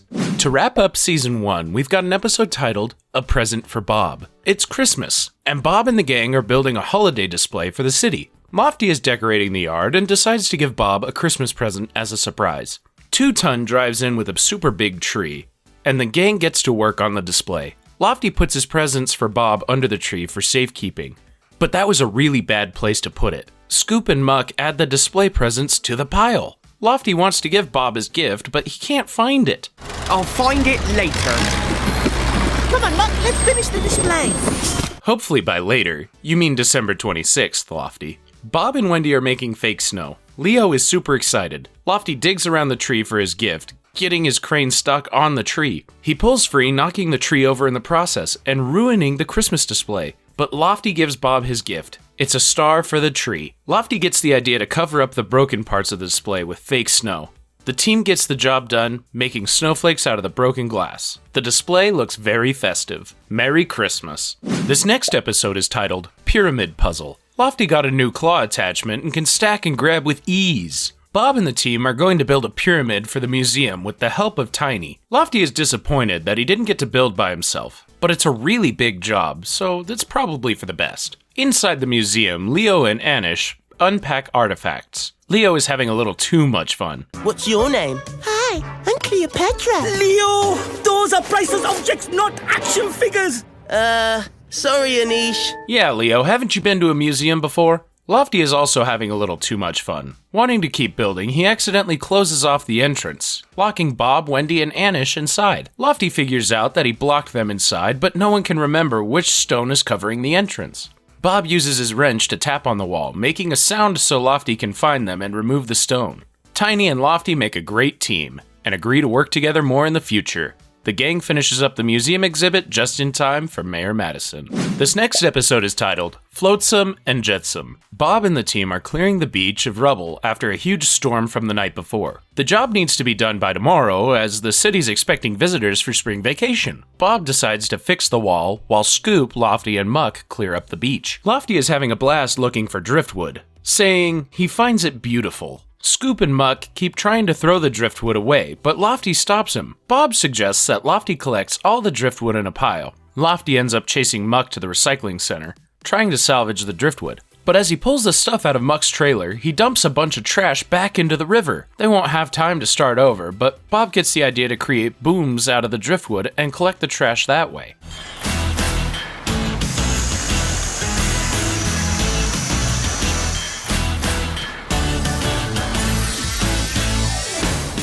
Reduce, reuse, and recycle. The gang scoops up all of the trash. Lofty gets the idea to decorate the beach entrance with the driftwood, and everyone is happy with the results. Next up, we've got an episode titled Wild Wild Wedding. Bob and his team are building a moat around a castle in preparation for Tilly and Henry's wedding that evening. The couple has some last-minute additions, so the gang is going to be pretty busy. Scoop wants an extra job too, so Henry and Tilly dub him the Best Machine. Then I could be your best machine. Nice idea, Scoop. You've got the job. Yes! I'm gonna be the best machine ever. This is definitely gonna go to his head. Scoop drives around fast and recklessly, as he is the best machine. This irritates his teammates and causes some destruction. Pilchard snuck onto the job site and ends up getting chased again by Tilly's dog, Cooper. Scoop chases both animals down, but since he's so large, he ends up crashing into all sorts of stuff. And the cake is ruined too. Seeing his mess, Scoop apologizes, but Bob assures everyone that this can be fixed. Bob and Wendy play music at the wedding, which goes off without a hitch. Scoop had an idea to light up lanterns in the moat, which is a really nice touch. Maybe he really is the best machine after all. The next episode we're covering is titled Jumping Muck. Bob and the team are in the countryside, building a cross-country track for horses. They need to build a few jumps that will finish up the racetrack. Muck wishes that he could jump like the horse. This would be really impressive considering how heavy he must be. Leo gets to work on the log jump with Lofty, Scoop, and Muck. Scoop and Lofty are both mean to Muck about his lack of jumping ability. Muck wants to build a jump that would be possible for him to clear. He puts together a ramp made out of dirt and extra logs. 3, 2, 1, go! Too high! Now don't try this at home, kids. Muck gets stuck in the dirt, well out of earshot from the rest of the team. The others search for him, and Lofty is able to pull him out using his crane. It takes some effort though, because again, Muck is super heavy. The team decides to repurpose Muck's jump to make it the final part of the cross-country track. Henry and his horse clear it with ease. On to the next episode, which is titled Moving House. Bob and the team arrive at a log cabin to move it across town. It's a historical site, so they need to be very careful. The team gets to work digging trenches in order to lift the house from the ground onto 2-Ton's trailer. Lofty and Wendy lead 2-Ton and Mr. Bentley on the road, but Mr. Bentley keeps getting distracted by birds. He says they can't go the planned route, as it would disturb a bird's nest. Wendy suggests taking a longer route, and 2-Ton agrees. Mr. Bentley stays behind to watch the birds. 2-Ton drives the house through downtown, and it's a really, really tight fit.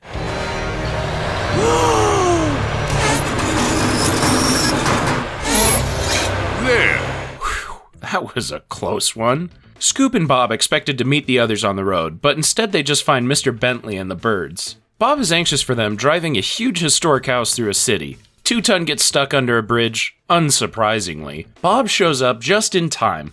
Bob lets some air out of 2-Ton's tires to get him through, and the gang is able to successfully and safely transport the house to its new lot. And Mr. Bentley rescued the ducklings, taking them to a pond at the zoo. The next episode we're covering is titled Super Scoop. Scoop wants to be a superhero just like Dash Lightning, the main character in an upcoming movie. The premiere is being held in Spring City. Lucky them. Scoop gets a little overexcited in his enthusiasm, almost crashing into Muck. The gang gets to work on the outdoor movie theater, and they get a sneak peek of the movie. Lofty, Muck, and Bob are going back to the yard to get the ticket office, leaving Scoop to his own devices. He wants to rescue someone to become a real hero, but his efforts don't go quite like he planned. Here you go, Spring City children! Didn't Bob tell you to be careful, Scoop? Or maybe Bob should have known to keep him occupied? The kids are upset, but Scoop goes about his hero work. He tries to get some flies away from a citizen and his ice cream, but the ice cream drops on the poor guy's head. Next, he saves a cat from a tree by aggressively knocking it down. Scoop is disappointed that none of his rescues worked properly. Back at the movie site, Scoop gets too excited trying to make another rescue again, bashing a huge hole in the screen. Luckily, Scoop gets the idea to use the movie billboard as a screen, and the premiere is saved. But the movie star and Mayor Madison are stuck in traffic. Scoop picks them up, taking them to the premiere, and it looks like the movie is a hit too. To start off season 3 is an episode titled The Amazing Maze. Bob and the crew are at Fixum Castle to fix some of the crumbling walls. Leo, Muck, Lofty, and Scoop will be in charge of building the maze. Bob hands him the blueprints and tells the gang to get to work. Can't believe I get to say this. Can we build it? Yes, we can! And he even got to say the catchphrase. Leo and his team get to work on the maze and it looks great. Scoop and the others think that the maze is too easy, and they convince Leo to make it tougher. Leo is convinced and they get to work once more, but it looks like they did too good of a job. Muck, Lofty, and Scoop all get stuck in the maze and are trapped inside. Leo can't even help them escape because now his blueprints aren't updated. And that's why you should always follow a plan, guys. Luckily, Leo brought his drone to work and uses it to guide the machines out of the maze. Good thinking, team. Bob has the team tear down the maze so they can rebuild it as per the blueprints. Mr. Bentley had a really tough time in the normally difficult maze, so the changes were definitely for the best. Next up is an episode titled Bob's First Build. Bob is working on repairing his old shed, something he's been putting off for a while. The shed was the first thing he ever built. Muck offers to hold the shed up while Bob gets replacement metal hinges, but Muck quickly gets distracted by a nearby wrench. and the shed collapses. They're all worried about what Bob's reaction's gonna be. Wanting to cheer up Muck, Scoop tells the story of Bob's first build, when he was much younger and more prone to making mistakes. Bob built the shed with his father, who was also a builder. This was also the day he came up with his catchphrase. Can we build it? Maybe, if we try really hard and don't mess up too badly. Might want to tighten up that catchphrase, Bob. It's a bit of a mouthful. Bob and his dad get to work building the shed piece by piece. It looks like a nice father-son bonding activity. After the foundation is complete, Bob's dad is called into town, leaving Bob to finish the shed by himself. When Bob's dad returns, he has Scoop with him. This was the first job they ever worked on together. Bob doesn't follow the plan, leaving out the hinges. The shed collapses, so they have to start from scratch. Bob's dad helps them try again, and they finally finish the shed. When Bob gets back with the metal hinges, they decide to build a brand new shed. Bob even uses his dad's favorite hammer. Season 3, Episode 9, Lofty's Playground Problem. Bob and the team have been tasked with building a new wing of the Spring City Elementary School. Unfortunately, this means that the playground will have to be downsized. School is always getting in the way of fun. A child named Safi is disappointed to hear about the removal of the elephant slide at the playground. Lofty wants to help and steals it from Muck to put it in her backyard. But Lofty doesn't want to get in trouble, so he doesn't tell anyone else on the team. While Lofty is working, he puts the elephant slide on the road, causing a traffic jam.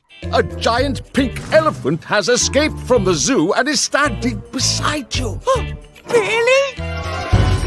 Oh man, that would be really scary if it were a real elephant.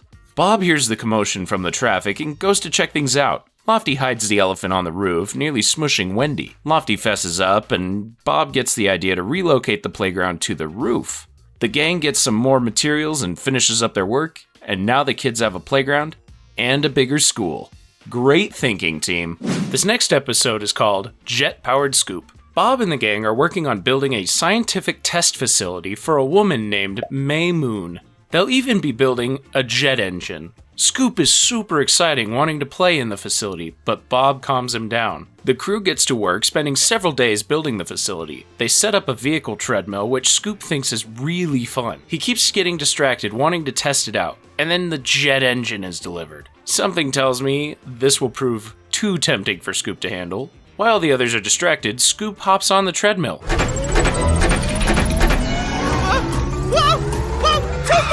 Oh boy. Scoop flies off the treadmill and lands on the jet engine. While Bob tries to get him down, they're both sent flying. That's why you wait for proper supervision, Scoop. The duo ends up flying through the downtown, but luckily no one gets hurt. Soon, Bob is able to stop the engine. They return the engine to May Moon and finish the facility. Scoop agrees to keep his work and play separate from now on. And he says he's had enough speed for the day. Or maybe even forever. The next episode we're covering is titled Bob's Detective Squad. The gang is at an old spooky building to turn it into a library. Mayor Madison hands Rocky a very rare book for safekeeping and instructs him to bring it to the yard. In the meantime, the others will be clearing the new library site. Scoop wants Rocky's help with something, so Rocky sets the book down for just a second, and it quickly gets snatched away. Rocky is in a panic, searching for the rare book. He confides in Leo, who agrees to help him. Rocky and Leo begin a detective-like search, looking for clues and tracks. Rocky fesses up after he almost sends Muck crashing directly into Bob. Bob agrees to help them with the search and asks what clues they have found. First, we found the mysterious handkerchief. Then, we discovered suspicious tire tracks on the road. The culprit was Mr. Bentley, who really just wanted a sneak peek at the new book. All's well that ends well, or another case solved. The final episode we're covering from the Reboot series is titled, What's Opera, Muck? Wendy has a grand plan to stage an opera for both the vehicles and people. Bob and the others are finishing up the opera house in the meantime. Except Muck is singing so loud. So loud that he can't even hear anyone asking him to quiet down. I'm gonna be great tonight! Just a little softer! Just you wait! Well, that did the trick. Wendy sends Muck to the stage to practice. He's absolutely thrilled, and now he can sing even louder. So loud, in fact, that he breaks the ceiling of the opera house. Muck is devastated, vowing to never sing again. Wendy goes to comfort Muck while Bob and the others get to work fixing the ceiling. Wendy tells Muck that actually he saved the day. What if at the concert that evening somebody sang so loudly that the ceiling fell on them? If it weren't for Muck, the opera could have been a huge disaster. This makes Muck feel better. Later that night, the opera goes off without a hitch. And Muck agrees to lower his volume, at least for a little bit. And that was the entire story of Bob the Builder from start to finish. Old Bob and new Bob. Which version of the show do you prefer? Let me know in the comments. Please like and subscribe, and we will see you next time.